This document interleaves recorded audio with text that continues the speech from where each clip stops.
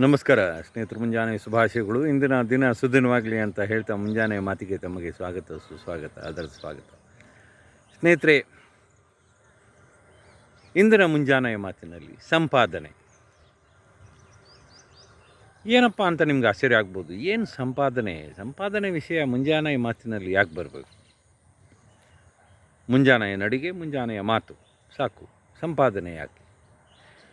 ಅದೇ ಸ್ನೇಹಿತರೆ, ಸಂಪಾದನೆ ಅನ್ನೋ ಶಬ್ದ ನನ್ನ ತಲೆಗೆ ಇವತ್ತು ಬಂತು ನೋಡಿ ಬೆಳಿಗ್ಗೆ. ಏನು ಸಂಪಾದನೆ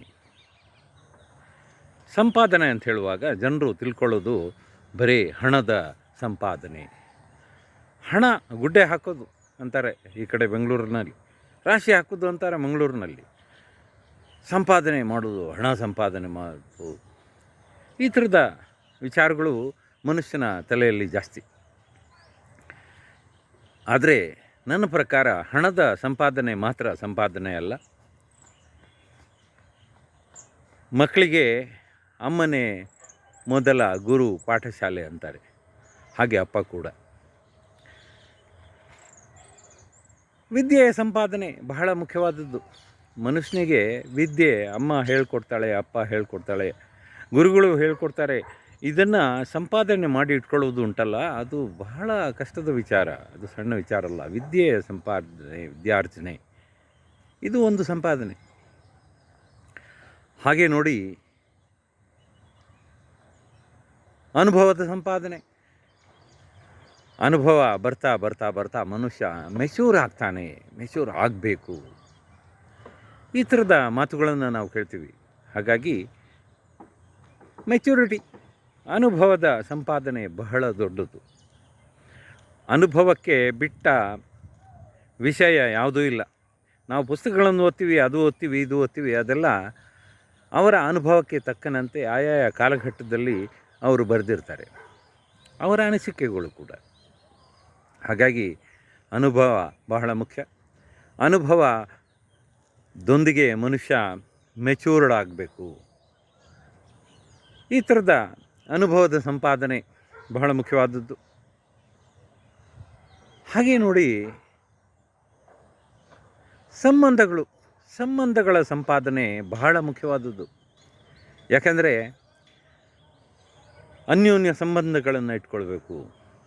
ಅದು ಗಂಡ ಹೆಂಡತಿ ಇರಲಿ, ಮಕ್ಕಳಿರಲಿ, ಮೊಮ್ಮಕ್ಕಳಿರಲಿ, ಬಂಧು ಬಾಂಧವರಿರಲಿ, ಬಳಗ ಇರಲಿ, ಸ್ನೇಹಿತರಿರಲಿ, ಯಾರೇ ಇರಲಿ, ಮನುಷ್ಯನಾದವನು ಸಾಕು ಸಂಬಂಧವನ್ನು ಬೆಳೆಸಬೇಕು ಅಂತ ಹೇಳಿದರು.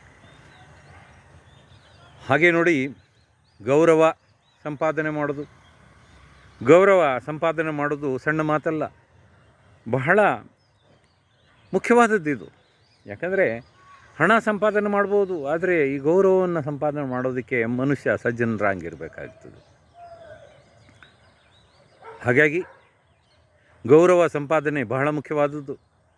ಇದು ಬಹಳ ವಿದ್ಯೆ ಇದ್ದವನಿಗೆ, ಹಣ ಇದ್ದವನಿಗೆ ಮಾತ್ರ ಅಲ್ಲ, ಸಜ್ಜನನಾಗಿರುವವನಿಗೆ ಗೌರವದ ಸಂಪಾದನೆ ಸಿಗ್ತದೆ.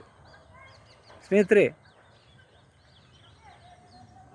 ಎಲ್ಲಿ ನಮ್ಮ ಸಂಬಂಧಗಳು ಉತ್ತಮವಾಗಿರ್ತವೆ, ಸಂಬಂಧಗಳ ಸಂಪಾದನೆ ನಾವು ಮಾಡ್ತೀವಿ, ಹಾಗೆ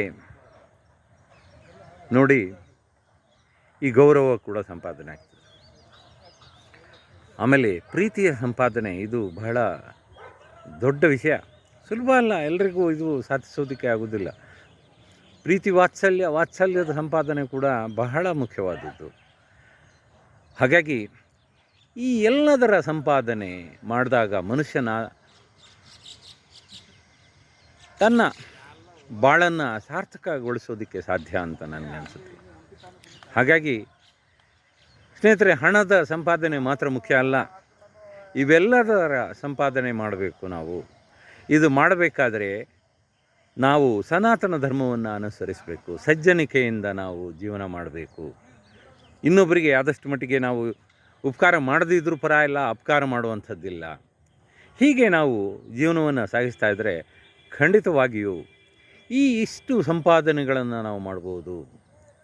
ಅದು ಹಣದ ಸಂಪಾದನೆ, ವಿದ್ಯೆಯ ಸಂಪಾದನೆ, ಅನುಭವದ ಸಂಪಾದನೆ, ಹಾಗೆ ಗೌರವದ ಸಂಪಾದನೆ, ಪ್ರೀತಿ ವಾತ್ಸಲ್ಯ, ಇದು ಸಾಧ್ಯವಾಗೋದು ಸನಾತನ ಧರ್ಮಿಗಳಾಗಿದ್ದರೆ ಮಾತ್ರ ಸಾಧ್ಯ. ಹಾಗಾಗಿ ಸನಾತನ ಧರ್ಮವನ್ನು ನಾವು ಆಚರಿಸೋಣ, ಸತ್ಪ್ರಜೆಗಳಾಗಿರೋಣ ಅಂತ ಹೇಳ್ತಾ ಇಂದಿನ ಮುಂಜಾನೆ ಮಾತುಗಳನ್ನು ಮುಗಿಸ್ತೀನಿ.